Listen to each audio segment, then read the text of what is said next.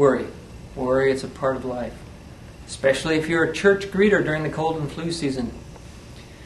Now, when I'm talking about worry, I'm not really talking to men who make a big show of not worrying about anything and unless their wife gets a hold of a credit card, but I'm talking to you women.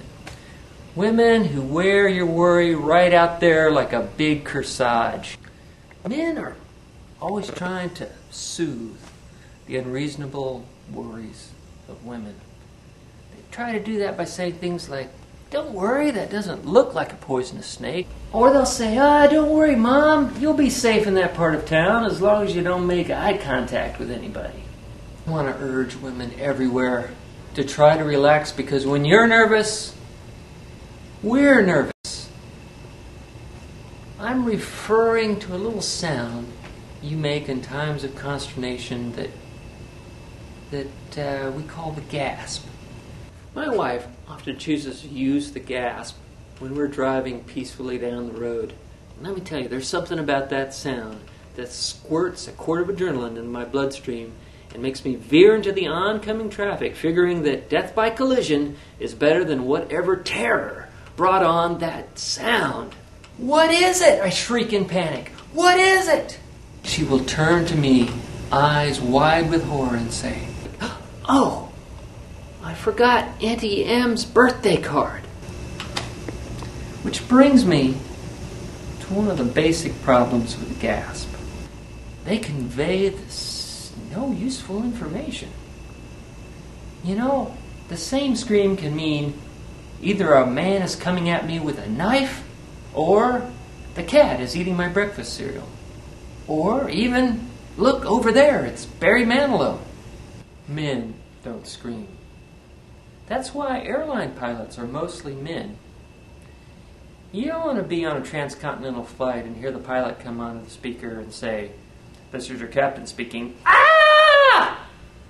No, you can count on men to give you the facts with unruffled composure.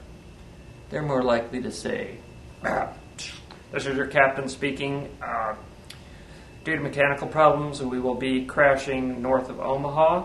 Because of that, you will be awarded only half the frequent flyer miles that you would normally receive." Because women worry more, I think they take more precautions. I mean, I'm thinking about my cousin Gina. Like, she had a strange woman come to the door and asked to use the phone, and you know what she did? She went and she got a knife and a nectarine, and she was like always dramatically peeling that nectarine while that woman was in her house, just letting her know, "Don't try any funny stuff. I've got a fruit knife right here." Our friend Patty, she took the precaution of naming her cat Henry. That way, if anyone knocks on the door, she can always say, "Henry, could you check and see who's at the door?" You know she's not alone. She's got backup. You know, while it makes sense to take precautions, I think we worry too much. You know, men worry about their jobs and politics and getting a ding on their car door. Women, on the other hand, worry about child kidnappers, germs, serial murderers, germs, children running with sharp sticks, germs. Well, it's completely natural to worry. I think God takes it as a compliment when we don't.